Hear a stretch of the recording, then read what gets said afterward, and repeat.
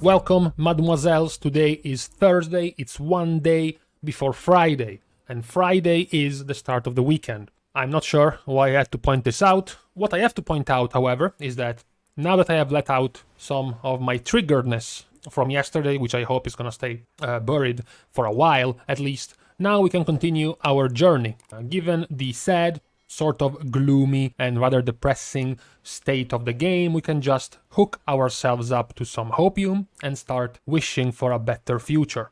In this case, the future we are going to be wishing for is ourselves waking up like kids, going downstairs in front of our tree, and the gift of the 9.2 patch right in front of us at Christmas. An amazing patch which is going to revitalize the game, a complete success on all fronts, and also gifting us with the double legendary equip feature. We have already investigated this feature when it comes to the melee DPS, so today we are going to investigate the Ranged DPS. Given, of course, we are very certain that this feature will happen. No doubts, of course. There are going to be a few of these picks that are completely unintended to go with each other, and they are not going to be balanced at all, and will likely need to be severely nerfed the moment that feature becomes available. Meanwhile, it is likely that for some others, some of the legendaries will have to get quite a few bumps up in power. So let's start with the first one down our list, which is going to be Balanced Druid. So the fat fucking chickens at the moment have all gone to Ventir and they're all playing with Sinful Hysteria. Okay, what's gonna be up if they could use two legendaries? Is there anything that can synergize very well with Sinful Hysteria?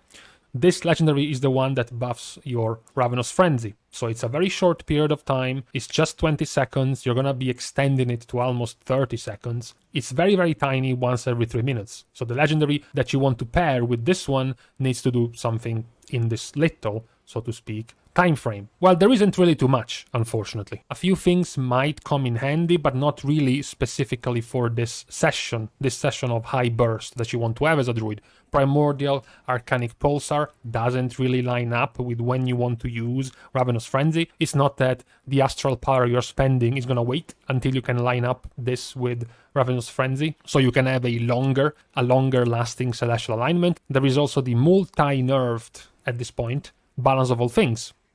It's another one that could empower Ravenous Frenzy, but it's been nerfed to the point that it's kind of hard to still see it very powerful. So funnily enough, although I don't know who is this going to be funny for, the only other one that seems to have some okay combination is Time-Worn Dreambinder. This is the legendary that is going to make your Star Surge and Starfall cost less and do more damage. 10% in less cost and 10% in more damage, stacking up twice, so 20% cheaper and 20% more damaging, which seems super good, right? The only minor issue in this master plan of Ventir Druid is that it's not gonna be too easy to be able to cast one Star Surge every 5 seconds. You can do it if you keep delaying the casts until you're out of astral power from when you are full, but after that you have to basically regrind your astral power back to full, and that's when the gap is going to come in and when you will be losing the stacks.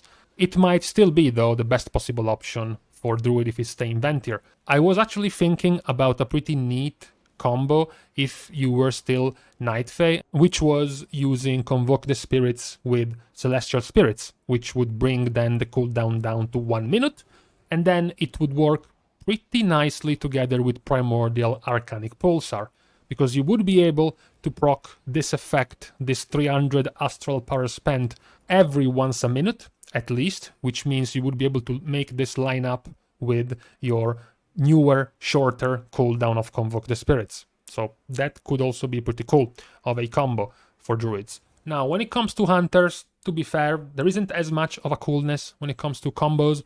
BM hunters already have two very widespread and widely used legendaries, Rylak Stalkers and Fragments of the Elder Antlers. Fragments is their, AoE capped legendary. 4 targets and lower is when they're gonna get the double hits from Wild Spirits.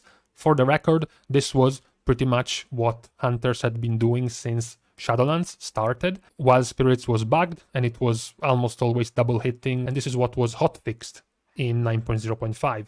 So basically the hotfix has been now put into a legendary form, capped at 4 targets. The other one is a more all-purpose use, but generally speaking much stronger in single target compared to the Elder Antlers, which is the Varlac Stalkers, the crit damage on your pet during Bestial Wrath. There is, to be fair, little room to find better working legendaries for Beast Mastery. A tiny one, in the classic example of synergy, even though right now it's very poor, is Kapla, Eredun War Order, which is the one that gives the application of Barb Shot a reset of kill command. Of course, with the Bestial Wrath legendary empowering even more the damage of your pet, getting more kill command casts off would also be pretty good. Also, of course, pairing Kapla together with Dark Command would also have a very clear kill command synergistic power. Although both of the legendaries are not very high right now, so they would have to synergize and buff each other a lot to become very powerful. Those would be the main picks I would see if I were looking for Beast Mastery Hunter. If I was looking at Marksmanship, Marksmanship has kind of an issue right now. The issue, of course, is that Serpent Stalker's Trickery is very strong in single target. So there is unlikely to find much synergy with this, because what can you possibly synergize with this? You don't want more charges of aim shot. You don't want more procs or more resets of aim shot, because Serpent Sting is a dot you apply on the target. You know, being able to cast more aim shots is not going to make this legendary stronger. Once you apply Serpent Sting on one target, it's done. It's not going to overwrite itself. It's not going to stack the damage of Serpent Sting. It's not Ignite of a Fire Mage. It's not Devouring Plague of a Shadow Priest. So it's not that relevant. Which would mean that possibly what would make this powerful as a legendary would be something as boring as some secondary stats or primary stat buffs. Something as sad, for example, as Cephus. The once again, newly added Cephus legendary into the game, but this time around the twist is that it's not going to give you haste, it's just going to give you secondary stats. The question is much more open and interesting if you go and look at AoE. Marksmanship is also, of course, much more prone, much better at AoE compared to single target, with most of their power hinging around trick shots. So the first thing that comes to mind is, of course, that Secrets of the Unblinking Vigil is their currently strongest AoE legendary. So that once you proc trick shots with multi-shot, you might have a chance to recast aim shot for free. So you can continue this bob and weave of cast multi-shot, get the trick shot buff, extinguish the trick shot buff with aim shot, and make it ricochet to multiple targets for AoE damage. A very good and obvious synergy with this legendary would be Surging Shots, because Surging Shots, which is already pretty good in AoE when it comes to Hunter, it would be very good because Surging Shot itself has a 15% chance to reset the cooldown of Rapid Fire. This Rapid Fire also works with Trick Shots. So you can play with Secrets of the Unblinking Vigil to give you a 50% chance to get free aim shots, and as you keep getting free aim shots, you have a 15% chance to reset the cooldown of Rapid Fire and get free Rapid Fires. So your uptime of proccing trick shots and being able to constantly ricochet your hits in AoE is very, very high. That is where you see a little bit more synergy when it comes to Hunter, when it comes to AoE for Marksmanship. Now, for mages, the amount of synergy is where I pointed out at the start, likely unintended and would likely have to be fixed. So when it comes to single target, it's still somewhat mild, okay? Arcane Mages, most of them are using Arcane Harmony, so they are just spamming, okay? It doesn't look very entertaining, okay? They just spam Arcane Blast and then they spam Arcane Missiles. In between, they are going to dump the stacks of their legendary into Arcane Barrage and then go again. So for single target, it could just be a classic case of having to sim the best result, because they could all be very close to each other. You have Siphon Storm, which is your remade Ajara's Trinket, Ajara's Font of Power. Basically, you have Temporal Warp for your double Bloodlust, or maybe the two neutral mage legendaries, Expanded Potential and Disciplinary Command, which is already being used by Fire Mage. Where it gets interesting is in AoE. Where it gets interesting is in the synergy between Arcane Harmony and Arcane Bombardment. So you first get to buff Arcane Barrage by 144% with Arcane Harmony, and then you get to do 130% more in Execute on top of that. That would make it much, much stronger in AoE. In fact, probably not even in AoE, probably even on anything more than one target. Two, certainly three targets, it would start being significantly powerful. So that is something that would be, I don't know, man, unlikely to make it to live in the sure world where we get to use two legendaries at the same time. When it comes to Fire Mage, they do also have the option of these neutral legendaries, as they are also using themselves right now, for all purposes, Disciplinary Command. I was always pretty scared ever since the beta about some of these possibly very heavily scaling type of legendaries for fire, like Sun King's Blessing. Of course, the more you go into the expansion, the more crit you're going to have, which means the faster you will go through hot streaks, which means the faster you will proc this. I thought the same about Firestorm. The deeper you go into the gear and into the crit, the more you get to use hot streaks, the more this is gonna proc. Unlikely for Fire Mage, this seems to be locked at a 1.6 RPPM, so it's not as bad. One of the obvious synergies for fire is basically going back to what they were doing before, which was giving them 15% crit damage. And then there was Disciplinary Command that gave them 20% crit damage. So people went hard at work, their scientists got the numbers, and in the end they were able to declare that 20 is higher than 15, so they went using Disciplinary Command. But in a world where you can use two legendaries at the same time, and in a world where for a Fire Mage everything is about combustion, so crit damage, because you're always critting in combustion, Disciplinary Command plus Favored Incantation would give you 20 and then 15% more critical damage. That is pretty much the cleanest synergy you can have between two legendaries, since they are basically doing the same thing. Now on to the last of the mages, we have Frost Mage. Frost Mage also has some pretty good synergies, because Frost Mage is already playing almost widespread use of Freezing Winds. Freezing Winds is so good for basically all-purpose use that it's even beating out legendaries that would technically do better. For example, in pure single target, like Slick Ice, which would do better, or in pure AoE, like Glacial Fragments. So what happens when you can use two legendaries? Well, technically the simple answer is to do exactly that. Keep Freezing Winds and then pair it with the strongest legendary in its own damage profile. Glacial Fragments for their Ice Lances in AoE, which of course also gets good synergy with Freezing Winds, because Freezing Winds is going to give you free procs of Fingers of Frost. Fingers of Frost gives you the empowered usage of Ice Lance, and Ice Lance works with the Glacial Fragments legendary. One of the pretty cool outsider combos could be with Cold Front, because if you're going for single target with Slick Ice, you're spamming Frostbolt, at the very least within Icy Veins, and then you can take Cold Front, which is going to get you to spawn a free Frozen Orb every 30 Frostbolts or Flurries. So that's gonna work well. It can also work well if you put Cold Front with Freezing Winds, because you're gaining the buff from Freezing Winds from Frozen Orb. And Cold Front is another legendary that gets you to spawn a free Frozen Orb. So with Freezing Winds, you would also get the free Fingers of Frost procs every 2 seconds on the usages of Frozen Orb. Now, after Frost, we have something we will have to talk about also eventually when we do our review of the 8th week of Mythic Raiding and Raiding in general, which is Shadow Priest. Less so about Mythic Plus, and you're about to see why. What has been happening with Shadow Priest is that more and more Shadow Priests are going to be playing with the Pallid Command, which is the Necrolord specific Covenant legendary.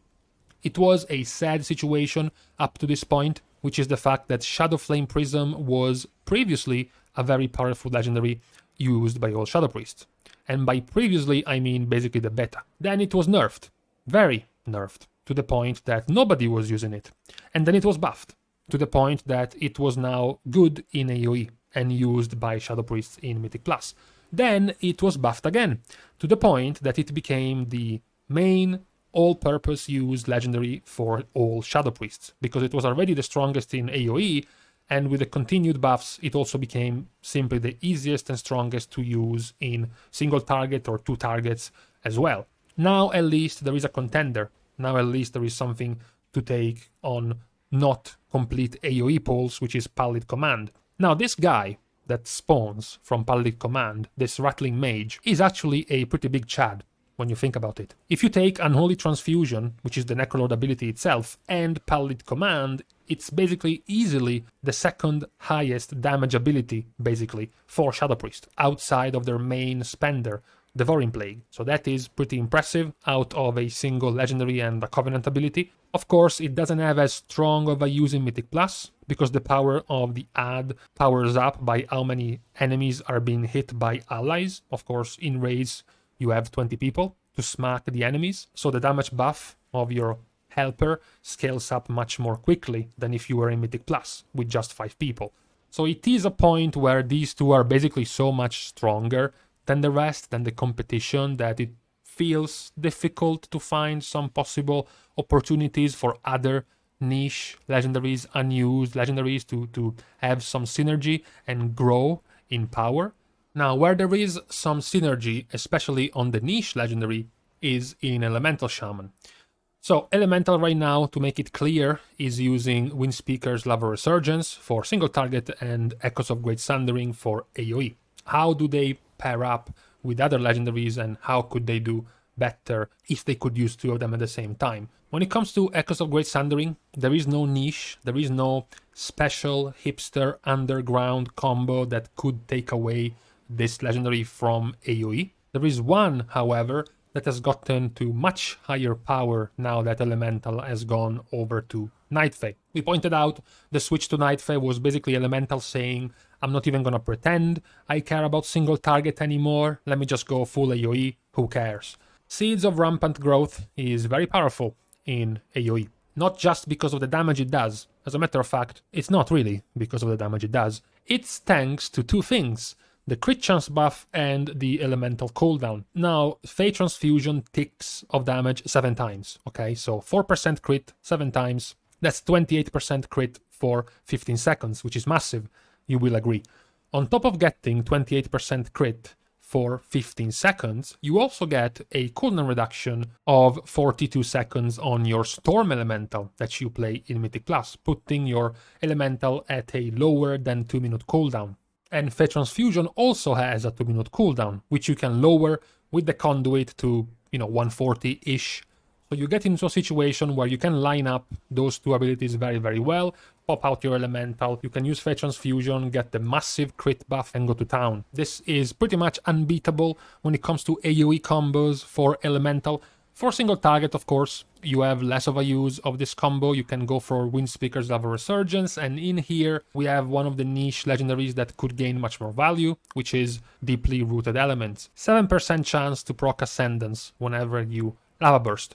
For the record, getting a Lava Burst overload does not count towards this chance. I'm sure many of you must have seen the memes from the beta explaining what happens if you let this interaction work. But even if you exclude the overloads, it is still significant. This is a 5 minutes 30, so 330 seconds long fight. And you can see that Lava Burst without overloads has a casts per minute of 15.6. So 86 Lava Bursts in 330 seconds. If you have a 7% chance per Lava Burst to proc Ascendance, it means it's going to take you roughly 14 Lava Bursts to proc Ascendance, meaning you would be able to get to Ascendance once every minute, at least. And this doesn't even take into account the fact that as you turn into Ascendance, you get 6 seconds of free, no charges consumed, spammable Lava Bursts. So you would end up casting even more Lava Bursts than what we see here, because this is still live. This is not a log taken from a fantasy world where you could use two legendaries. So that would also have very good synergy together. It's unfortunate that Elemental has been nerfed in single target, has been nerfed in Lava Burst damage, so this would likely still not be too strong, so to speak. Lastly, in our list, we have Warlocks. So it's cool that after Elemental we go to Affliction, because Affliction is in a very similar situation with Elemental. Their single target has been nerfed, they had a period where they felt lost, like they didn't belong anywhere, and then they realized that if they tried, they actually had a very good AoE.